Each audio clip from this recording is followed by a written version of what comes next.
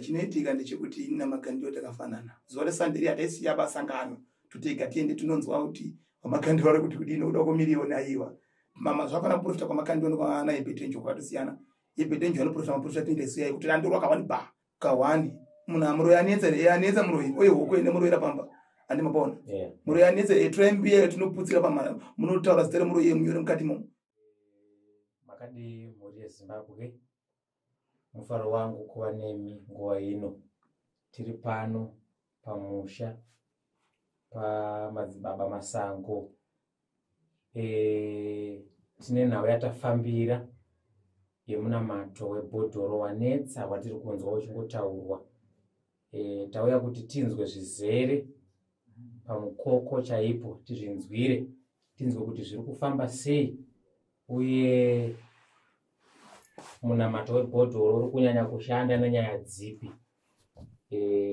madzibaba Masango makadei toti murisei mukoma murisei ndinofara kwazvo chingamidzanai nemhuri yeZimbabwe muri yeZimbabwe tinokuchingamidzai panapa basi pamusha pasejari wamakatanza anogara imumwera aiwano panapa sejari chete patinoitira basa muri yeZimbabwe nevese vari kunze kwenyika tinokugamuchirai toti aiwa madzibaba Masango vamwe vazhinji munovaziva vamwe vatanga kuti zivawo nhasi ndisu tiripo pano parugare paAC 35 muna mambo nhau dzamuri kubvunza dzeminamato webhodhoro ramuti ranetsa pane zviri kuitika zvakawanda panhau dzebhodhoro iroro. Alright. Vazhinji vaida kubvunza kuti bhodhoro redu riri kunyanya kubata nyaya dzipi nekuti mumwe anogona achiti yangu ingaenda here. Alright. Munamato webhodhoro randakabata here kune vane matambudziko emamarriages vane matambudziko makachipa marriages utaura kuti pano vanhu vari kunetsana mumba murume nemukadzi kune vanhu makatotizwa kudhara nemurume mumwe makatizwa nemukadzi kune vanhu vane zvinhu zvisiri kufamba zvakanaka anozoti pana panhu kushanda asi zvinhu zvanga zvisifamba zvakaita sei zvakanaka kune vanhu vanochema nenhau dzemabasa kutsvaga mabasa chaiko kune vanhu vanoti isusu murume wangu aiwa anzwa anyanya chipfambi chaizvo kureva kuti anenge aida kusungirwa murume wake taita makeys already asi zvine bhodhoro iri riri so fast pazvinhu zvarinoita saka tinogadzira iwe wakati papicture murume wako nezita ndine zvandinogadzira nazvo ndovhura bhodhoro iri ndoisa pakati pejira nokunyora status pajira papi ipapo saka rapa niye rinoda kuzara zvaro handitika saka kuti bhodhoro iri rikangozara chete tine patinoenda naro kumvura kunoyera parinosvika kunogadzirwa kupi kumvura toriputsira ikoko tichiputsira ikoko chero angava muvengi ari kukunetsa angakabata mereji yako kureva kuti munhu asi munhu apinda mubhodhoro chero angane munhu ari kuvhiringidza mereji yake kana munhu ari kuvhiringidza kana angave girlfriend akatora murume wako chero angave mumwe munhu akatora mukadzi wako kureva kuti pane zvinoitika kupi ikoko saka mumwe munhu akafamba pana pamwe munhu anopa zvida kuti inoda kuti zvangu zvitoenda zvegani ani mapona tinoamwana totoendesera vasati apinda vamaubva tabhodhoro kuti unoona kamadezera kuti rizare ndoda kubvara kuti ndimhanyichi motendera zvinhu zvangu direct ndega nditeka tinobvara tokuitira ipapo zvichifamba ane mapona saka bhodhoro iri patiri mashandiro ari kuita saka rikushanda mamarriages zvinhu zvakasiyana zvabhisimusi novamwe kuti isusu godhi chechera tisi kukwanisa kuriwana patikuchita takafawa manza ipapo apa ndo zviri kuvhurwa nenhau yebhodhoro iri.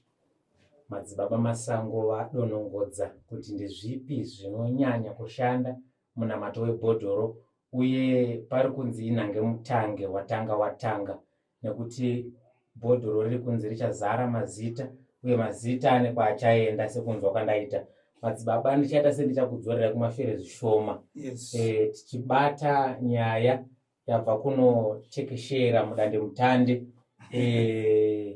nyaya yanetsa prophetic cup clash ndichitaura muchishona ndichiti makwikwi echiprofita ndotenda kune vakaenda asi vazhinji vaiti isusu tanga takatobhejawo pana madzibaba Masango hatina kuvaona.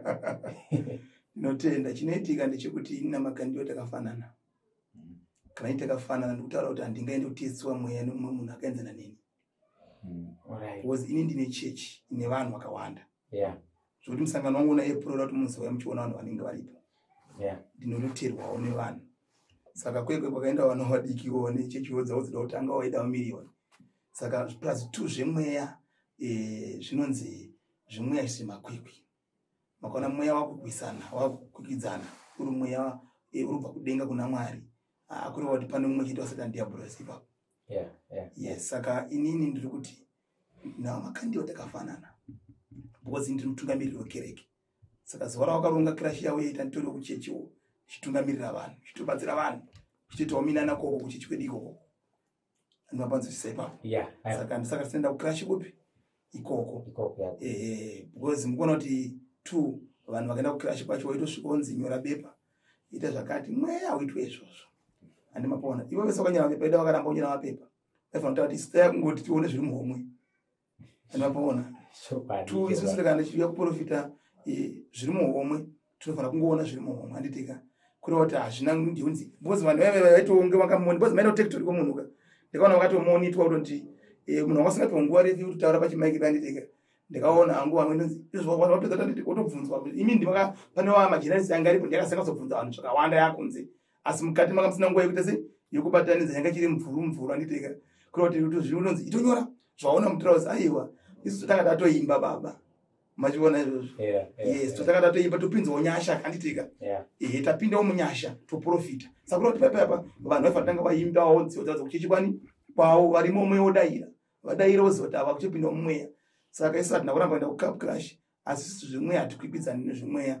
2 isusu taane vanhu watinenge chitotungamirirawo zuva reSunday hataisiya basangano totega tiende tinonzwa kuti vamakandi vari kuti kudini kuda kumiliyoni aiwa hatiite izvozvo. Icho kwati madzibaba masango vari kupatsanura kuti kwete handina kuramba kuenda kuCup Clash asi pane point yamataura kuti inini naProfeti Makandiwa tiri vanhu vemazera mamwe chete muzvinhu zvemweya kana muzvinhu zveushumiri muutungamiriri. Vazhinji vanoda kunzwisa kuti so tinokwanisa here kuyerura nekuti panapa panzi profeti dzaita dzechirungu pozonzi madzibaba masango tinokwanisa here kuyerura topatsanura kuti no ava ndimadzibaba ava ndiprofeti vedzechirungu tovaenzanisa tovaisa pachero chimwe chete. Zvangofanira kuti mbudzi inodedzwa vamwe inodedzwa ichigoti. Anditika wamodedzwa iti mbudzi uchishona. Anditi chinoitika ndechekuti isusu kanyiti palevhu imwe chete kureva kuti Mwari anowatuma neMwari andituma ini tese tine machechi. Anditi saka isusu levhu yedu kuti isusu tinokwana kuyerura kwavo plus vanhu vanotuma zvisvipo zvakasiyana. Ini am a prophet, ini am a prophesy. Apanzisa kanyiti profesa kureva kuti ini ndinoprofita zviri paground. Anditeka right. Makandiwa anoparidza anoshumaira akatumwa pachipo chokuita sei chokushumaira evhangeri. Mapanzwisisa nokuona zviezve zvekuti vanoona zviri kumberi.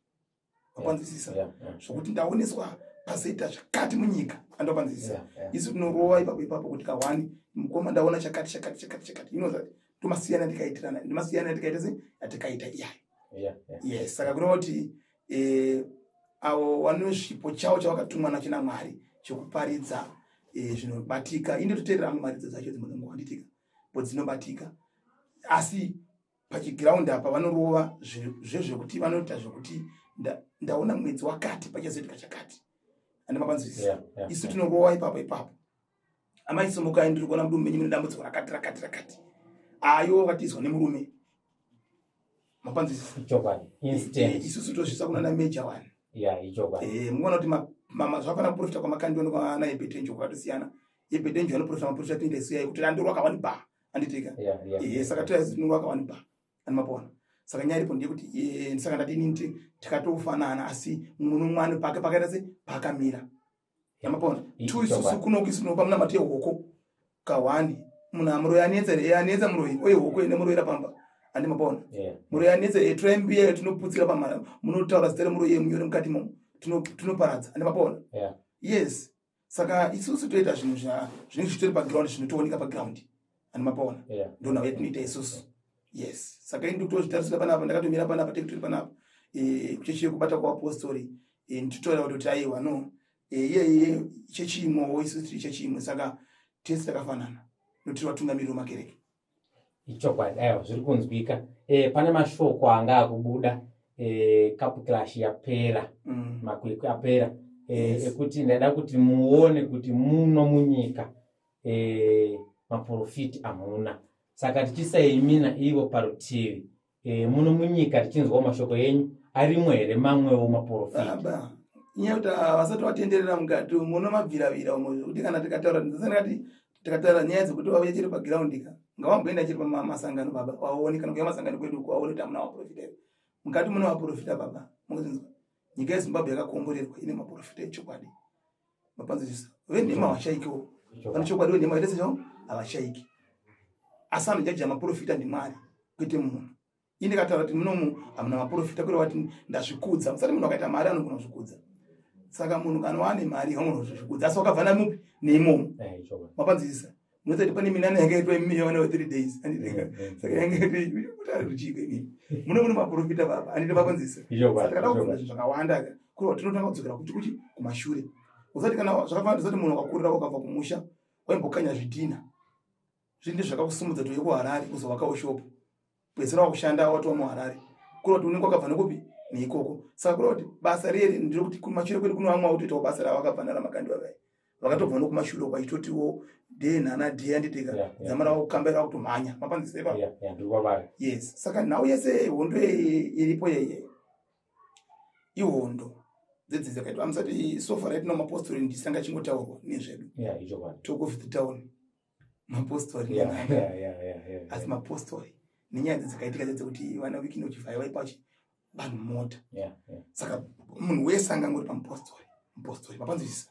saka ava vatsvagwa uchikonde chekuti vadzose vanhu vavo bose vanhu vavo vapera kuenda kumachechi kwedu mapanzisa vapera kuenda kumasoro mapanzisa ndo vapera kuya vanhu vacho vazhinji vacho bose vati kana munhu aya paground akanzwa shoko anozoda kuzoona zvinobatika anoda kuzoona ndaprofitwa yaitwa sei mapanzisa yes saka kweke kutsvaga kuda kudisturb mapostori saka muno mubaba maprofita atoriko echokwadi mapanzisa sanganisira inditoro idini ninde pachangu indiro chokwadi mapanzisa yes saka manoononga kuti pamwe hasi chokwadi asi anojeja munhu ndi Mwari kana ukaona chitotuma chitounganiwa vanhu chitoprofita vanhu baba kureva kuti pane basa rikuti kapapi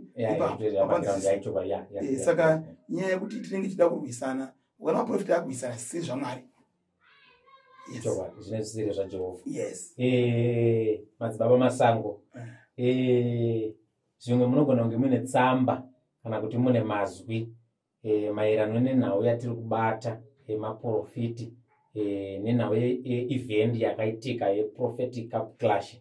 Zvimwe munogona mune tsamba kana mashoko ekutumira kune vari kuti madzibaba Masango atina kuwaona kusanganisira aiwa ndotenda indiri kuti inini handiende kukrashisi echechi yangu yes ndinopanzisa atidedze nomwe murume kuti yamunyore mapepa kuno kuri takaenda kudzera zvemweya anditi isusu kuti usati kana usachiendera chekuti wakaenda kumba kwa iwo tikatoya kutogwisa mba pako undoziva kuti demo riri pakati chakati chiri pakati ende tu chitoya kumba kwako iwewe kunota zvakuda kuita kumba kwako iwewe already unotogara wakatoziva kuti vanhu vakuya panapo saka make sure unotoseta kana makomba chacho kuti donere mukomba mapanzisa saka nyaya iripo ndekuti asi tikanza tisangane mune sports munhu nomunhu ita minana yake imomo izviri right mapanzisa zvakafanira kuti vanamira kopota kuti ngatimene mune sports ndonaisawo mvura atiteka uyo itawo zvakati kuita kuti munhu ane basa rani ane pake pakatumwa napo mapona ipapo saka isi kutaura nyaya yekuti isusu